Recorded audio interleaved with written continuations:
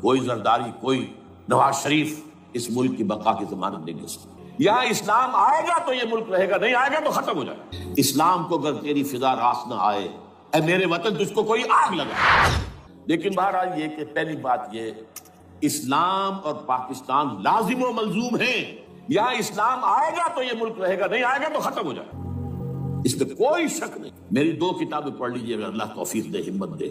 اسلام اور پاکستان، یہ سن 67-68 کی تحریر ہے۔ جینیسس آف پاکستان کیا تھا، how Pakistan came into existence. پھر یہ کہ میں نے استحکام پاکستان کے نام سے سن 85 کے اندر کتاب لکھی، یہ دونوں کتابیں پڑھی ہیں۔ پاکستان کا کوئی جواز نہیں اگر یہاں اسلام نہ، اور واقعی ہم جواز کھو چکے ہیں، تو اللہ تعالیٰ ہمیں مہلت دے رہا ہے۔ لیکن اب یہ سمجھ لیجیے، یہ اللہ تعالیٰ کی ایک خاص مہلت ہے، اور شاید آخری یہاں اسلامائزیشن نہ ہوا تو یہ ملک نہیں رہے۔ میں یہاں آپ کو ایک شعر سنا دوں، ہے تو ایک ایسی شخصیت کا جو کچھ کنٹروورشل بھی ہو گئی، بعد میں بدنام بھی ہو گئی۔ ایک زمانے میں جماعت اسلامی کے بڑے مخصوص کارکن تھے وہ، مولانا قاسم، انہوں نے ایک بڑا تلخ شعر کہا، اسلام کو اگر تیری فضا راس نہ آئے، اے میرے وطن تجھ کو کوئی آگ لگائے۔ ہمیں اسلام چاہیے، اور اسلام نہیں آئے گا تو یہ ملک نہیں۔ کوئی زرداری، کوئی نواز شریف اس ملک کی بقا کی ضمانت نہیں۔ اس کی بقا ہے اگر تو اسلامائزیشن۔ 61 سال کی ہماری بے وفائی اللہ کے ساتھ کیے ہوئے وعدے کی، اس کا ایک عذاب ادنا ہم جھیل چکے ہیں۔ 71 یاد کی سن پاکستان 2 لخت، 94,000 مسلمان پاکستانی بھارت کی قید میں بھیڑوں بکریوں کی طرح ہانک کر لے جائے گئے، ٹرکوں میں بھر بھر کر، جیسے کہ ڈیرہ غازی خان سے بھیڑیں بکریاں آتی ہیں لاہور میں ذبح ہونے کی، کنسنٹریشن کیمپ۔ ہمارے ٹائیگر نامی جرنیل نے پیش کیا اپنا ریوالور، کتنے لوگ مارے گئے، کتنا فساد ہوا، مسلمان کے ہاتھوں مسلمانوں کا خون کیا۔ یہ اللہ کا ایک خاص عذاب ہوتا ہے۔ میں نے وہ آیت آپ کو سنائی تھی، قل هو القادر على ان يبعث عليكم عذابا من فوقكم او من تحت ارجلكم۔ اے نبی سے کہہ دیجیے اللہ اس پر قدرت رکھتا ہے، جب چاہے تم پر کوئی عذاب اوپر سے بھیج دے، تمہاری زمین کے نیچے سے نکال دے۔ زلزلہ آیا تھا کہ نہیں؟ او یلبسکم شیعا، ایک تیسری شکل بھی ہے، نہ اللہ آسمان کو کوئی تکلیف دے، نہ زمین کو۔ زمین پھٹے گی تو آدمی جائے گا نا، بلکہ تمہیں گروہوں میں تقسیم کر کے، او یلبسکم شیعا فیذیق بعضکم بعض بعض، تو ایک دوسرے کی قوت کا ایک دوسرے کھائے، تم خود ایک دوسرے کے گلے کاٹو۔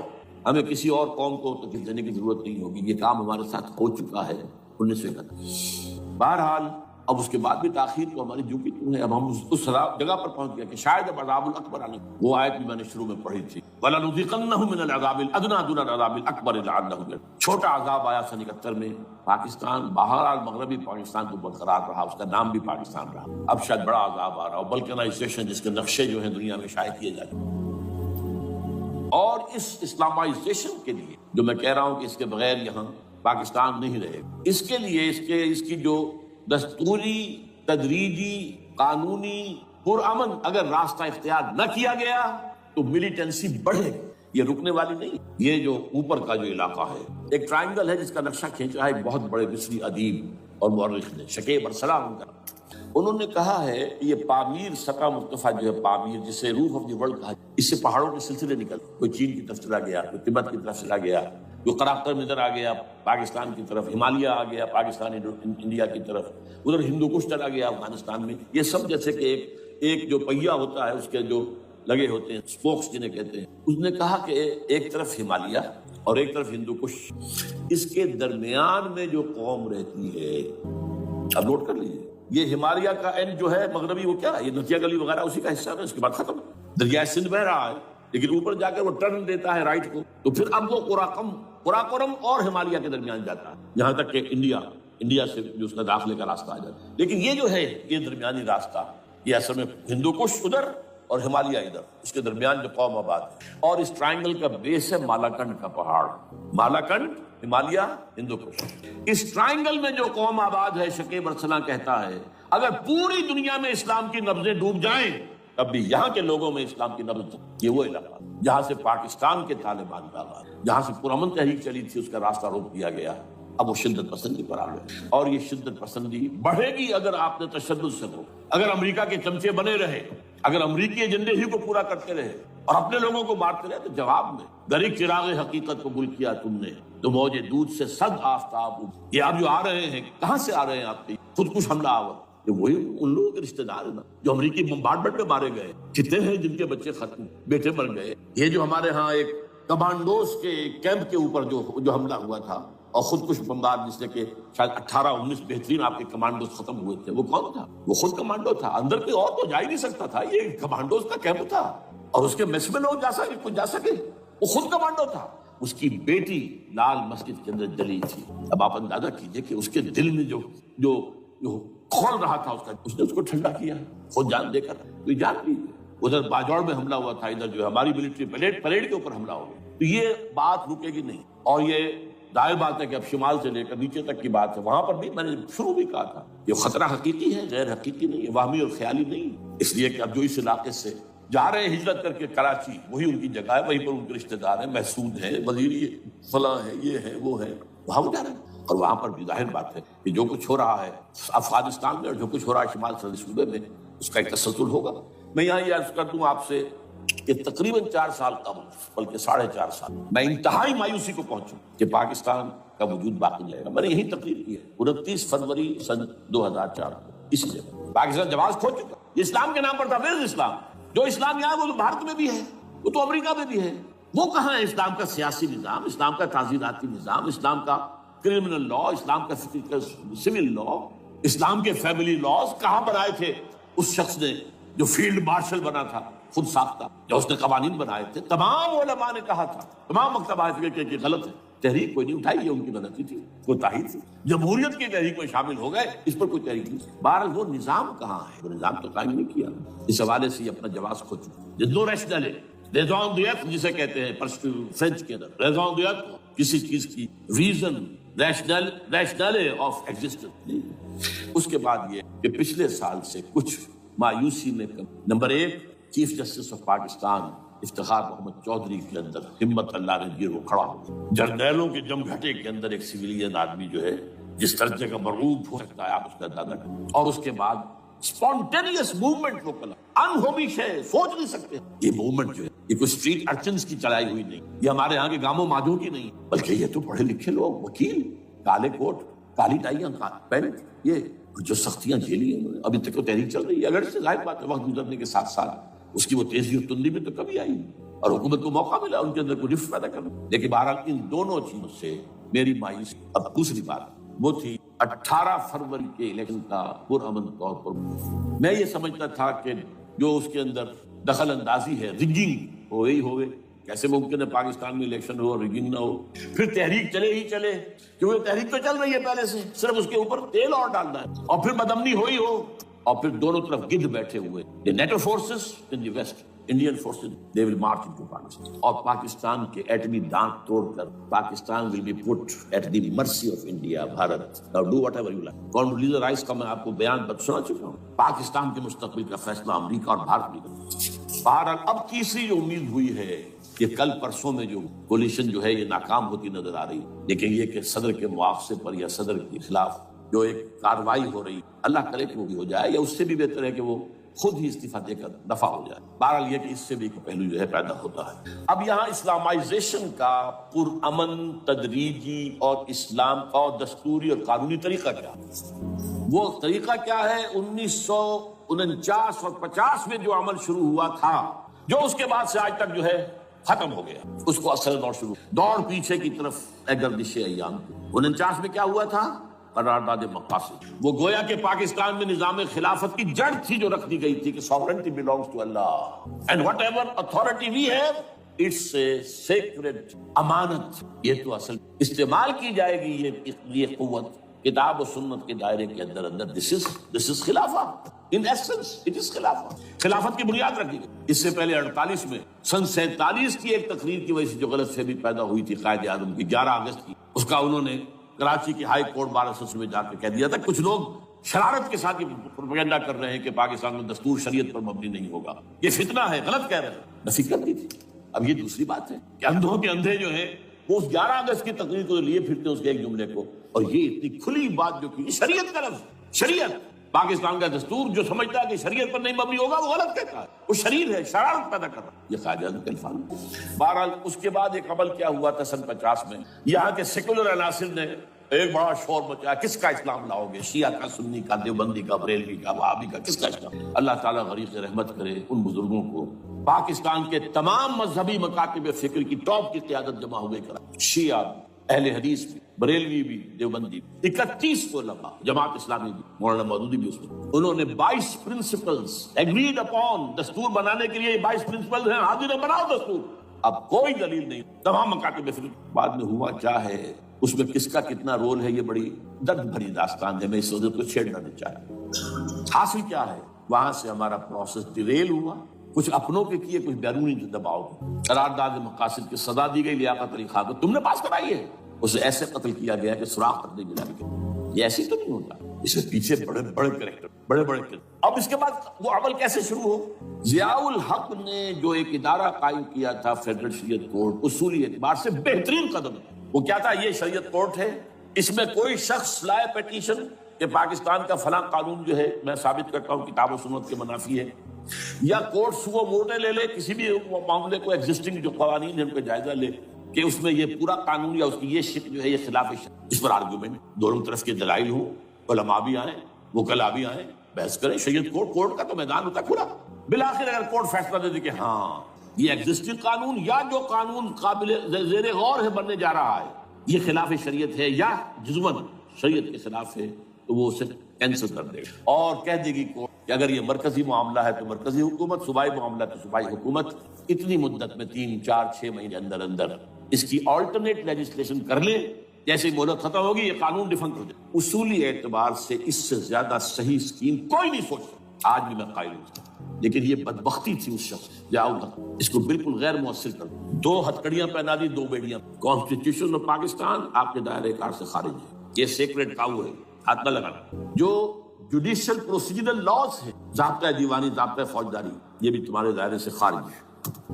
مالی معاملات 10 سال تک خارج، اور فیملی لاز مستقل خارج. انا للہ و انا. اب کرنے کا کام کیا ہے؟ نمبر 1، فیڈرل شریعت کورٹ کے دائرے پر جو تحدیدات ہیں، لیمیٹیشن ختم کی جائیں یکسر.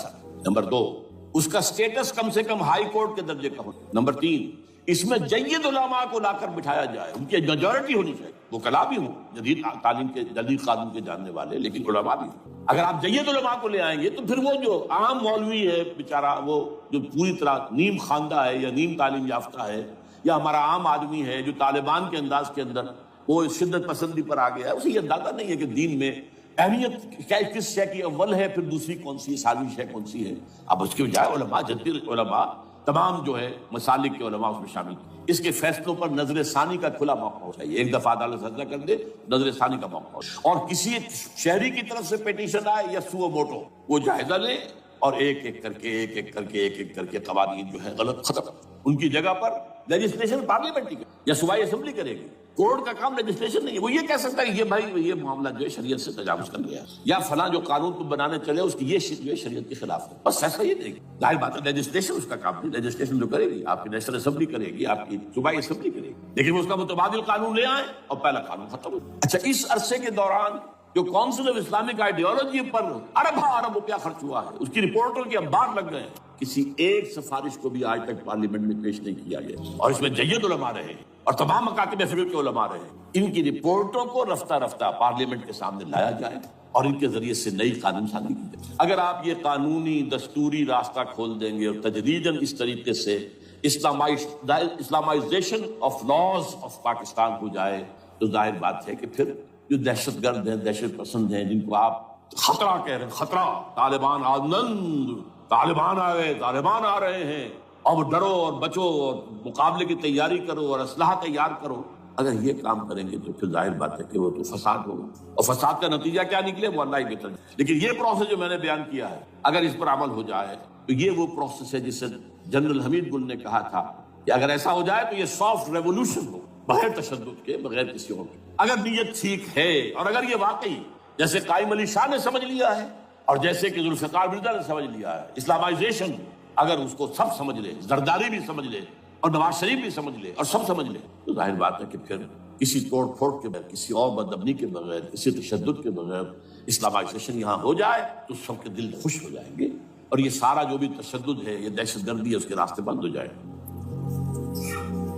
اگر ایسا نہیں کرتے تو غیر تعلیم یافتہ یا نیم تعلیم یافتہ، جن کو کوئی پورا تصور نہیں ہے، نہ دنیا کے حالات کا علم، نہ شریعت کے جو اصل مصادر اور منابع ہیں، اصل سورسز ان تک رسائی ہے، بس کچھ چیزیں سن رکھی، یہ تو معلوم ہے انہیں کہ داڑھی رکھنی ہے سنت ہے، لیکن یہ کہ یہ فرض تو نہیں ہے بھائی، تو اس کی کوئی خاص مقدار تو معین نہیں ہے، یہ تو نہیں جانتے۔ ویڈیوز ہیں، آڈیوز ہیں، ان میں گانے ہیں، اس میں آپ کو معلوم ہے کہ عریانیت ہے، جو ویڈیوز ہیں وہ تو ان کو جلائیں گے ان کی دکان۔ آپ تعلیم دے رہے لڑکیوں کو، وہ جانتے ہیں جو تعلیم آپ دینا چاہتے ہیں، آپ تو ڈانس کی تعلیم کو بھی وہاں پر نافذ کریں، آپ نے تو تعلیم کا شعبہ ہی دے دیا اسماعیلیوں کے ہاتھ میں، لہٰذا ان کا تو رد عمل ہوگا۔ اس کا راستہ اگر روکنا تو اس پروسیس سے جو میں نے بیان کر دیا ہے، جس کو میں بیان کر رہا ہوں نہ معلوم کب سے۔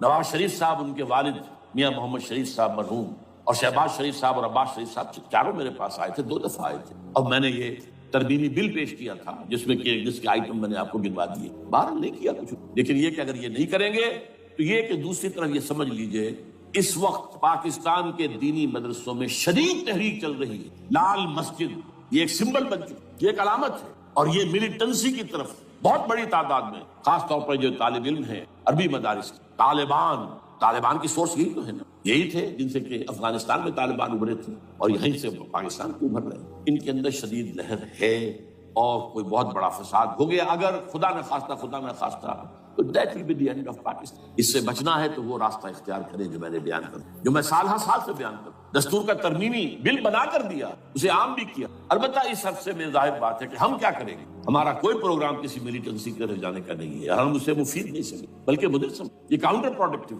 ہمارے سامنے پروگرام کیا ہے، سے نکاتی بڑے پیمانے پر دعوت ایمان بذریعہ قرآن نمبر 1۔ میری تمام سرگزشت کھوئے ہوئوں کو جستجو، میری سرگزشت جو ہے 50 سال سے اسی میں ہے، قرآن کو پڑھنا، پڑھانا، سیکھنا، سکھانا، عام کرنا، اور الحمدللہ ایک بڑی ٹیم تیار کر اللہ کے فضل یہ کام کر دعوت ایمان بذریعہ قرآن، اور جو ایمان واقعتاً لے آئیں جس کا ثبوت ہوگا شریعت پر عمل، جس چیز پر عمل کیا جا سکتا اور نہیں کرتے تو آپ مجرم۔ ہاں ظاہر بات ہے اس سے ایک حصہ ایسا ہے جس پر آپ عمل نہیں کر سکتے جب تک کہ نظام نہ بدل جائے، چور کا ہاتھ میں نہیں کاٹ سکتا، آپ نہیں کاٹ سکتے، لیکن جتنے پر عمل ممکن ہے اس پر عمل، ایسے لوگوں کو آرگنائز کیا جائے، بیعت کا نظام، مسنون نظام، قرآن میں معصور، مسنون، منصوص، یہ سارا نظام اس کی بنیاد۔ ایک آدمی کا وہ آدمی کہے کہ بڑھو تو بڑھو، وہ کہے کہ رک جاؤ تو رک جاؤ۔ نمبر 3 ان لوگوں کا تزکیہ، اور میں بتا چکا ہوں تزکیہ اور تربیت۔ تزکیہ کس بات کی، کوئی امنگ، کوئی ولولہ، کوئی مقصد، کوئی تمنا دل میں نہ رہے سوائے اللہ کی رضا۔ حکومت مطلوب نہ ہو، اقتدار مطلوب نہ ہو، مال و دولت مطلوب نہ ہو، اللہ کی رضا اور آخرت کی فلاح۔ ہر تمنا دل سے رخصت ہو گئی، حضرت مجذوب کا مصرع، اب تو آجا، اب تو خلوت ہو گئی، اے اللہ تو آجا میرے دل میں، میرے دل سے ہر تمنا نکل چکی ہے، خلوت ہے۔ اور تربیت کس کی، کہ تیاری ہو جائے اس بات کی کہ تن من دھن سب لگا دیں، جان بھی دے دیں گے جب موقع آئے۔ چوتھا کیا، کہ جب تک یہ تعداد کافی نہ ہو، یہ نہیں ہے کہ 150 آدمی لے کر کسی ایک جگہ پر کسی لال مسجد کو ہم مرکز بنا کر بیٹھ جائیں، نعرہ لگا دیں، گیر جماعت، اور وہ بھی معتدل تعداد پہ، وہ جب تک نہیں ہوتی تو ہم یہی 3 کام کریں گے، دعوت ایمان بذریعہ قرآن، تنظیم بذریعہ بیعت، مسنون بیعت، تزکیہ اور تربیت کرتے رہیں گے۔ بانشہ درویشی در ساز دمادم دمادم، یہی کام کرتے رہو، نو ملیٹنسی، نو الیکشنز۔ لیکن جب تعداد کافی ہو گئی تو ایک منظم اور پرامن مطالباتی اور احتجاجی تحریک، توڑ پھوڑ نہیں، گھراؤ جلاؤ نہیں، جیسے گاندھی نے شروع کی، نمک بناؤ تھے، سول ڈس اوبیڈینس، لیکن کسی نے کوئی توڑ پھوڑ نہیں کی تھی۔ اپنے سر کے پھوٹے ہیں بڑے سے بڑے لیڈروں کے، مولانا ابوالکلام آزاد اور پنڈت جواہر لال نہرو کے سر پر، ہزار لوگ جیلوں میں، انہوں نے کسی کا نقشہ ایرانیوں نے دیکھا، 20,000 سے لے کر 30,000 تک جانے دیا، ہتھیار نہیں اٹھائے، اس لیے کہ ہتھیار استعمال کرو گے تو اوپر جو حکومتیں ہیں ان کے پاس تو بے تحاشا فوج ہے، ان کے پاس ٹینک ہے، ان کے پاس ہوائی جہاز ہیں، ہیلی کاپٹرز ہیں، گن سے ہیلی کاپٹرز ہیں، کیا نہیں ہے، پرامن منظم مطالباتی اور احتجاجی۔ اللہ کرے کہ ہمیں اس کے لیے جو مہلت درکار ہے وہ مل جائے، ہمیں معلوم نہیں کہیں وہ مہلت ختم ہی نہ ہو، لیکن اگر ہم آخری سانس تک اس کام میں لگے رہیں گے تو انشاءاللہ اللہ تعالیٰ کے ہاں ہم معذور قرار پائیں گے۔ اللہ تعالیٰ جو ہمیں درگزر ہمیں فرمائے گا کہ جو کچھ میں کر سکتا تھا اللہ میں کر، آخری دم تک اگر یہ ہے تو اپنی تو کامیابی ہے، باقی کیا ہوتا ہے ملک کا میں کچھ نہیں کہہ سکتا، اللہ بہتر۔